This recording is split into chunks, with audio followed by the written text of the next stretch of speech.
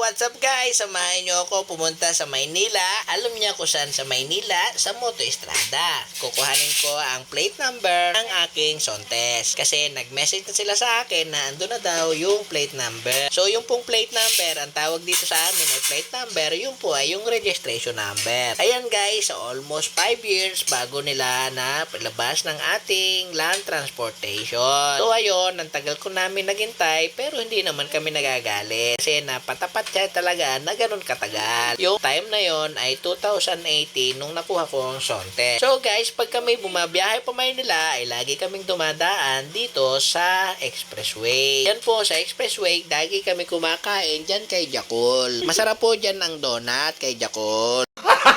Gago!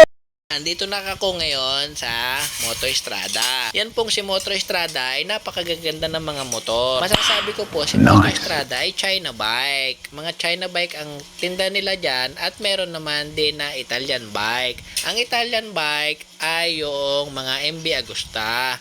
Ito namang mga CF Moto, ang China bike. Napakaganda po niyan. Si NK400, siya ang kauna-unahang China bike na 400cc dito sa Pilipinas na napakaganda.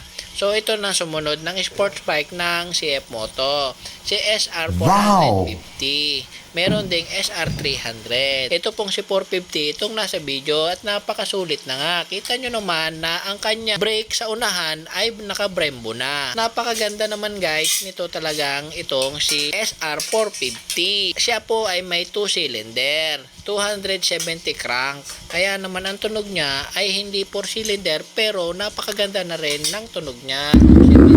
So ayan, kaya ito ay pinidyohan ko kasi na siya ay nagustuhan ko na sport bike.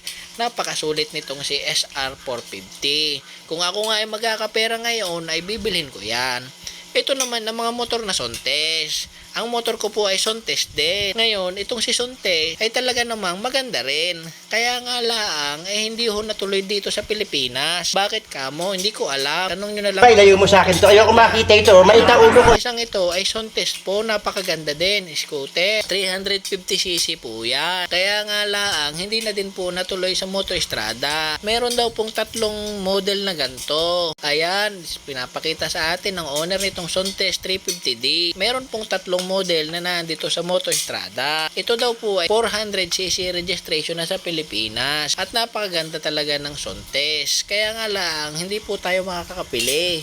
Kasi nga, itinigil na Moto Estrada ulit ang paglaba. Kasi sa halagang 200 plus po ito, ay meron na kayong expressway legal. Ang bigat po niya ay para lang NMAX 165 kg. Hindi ko malaman kung ganun din ang NMAX, pero kayo na po ang tumingin. Ayan naman pagkakasulit. Pero tinanong ko ang owner nito, Sontes 350 din na ito, pag nasa expressway, kung hindi naman hinihigop ng hangin, pag may umu-overtake ng mga truck, yun sa kanya, hindi naman. Napaka-solid po nito. At nagta-speed mo po siya ng 160. Kaya naman kung ilalabas ito ni Moto Estrada, ay maraming bibili tsak nito. Kasi 400cc na po siya. At kasyang-kasya din daw ang full face helmet, sabi ni Sir. Kaya babaliktad din yung laang. Ito pong si Sontes 350 ay napakaganda na kasi hindi na siya nakagaya ng mga Sontes namin na madali mag-lowbat ang battery. Ito po, ang battery niya ay talagang mataas na po, 12 amps na.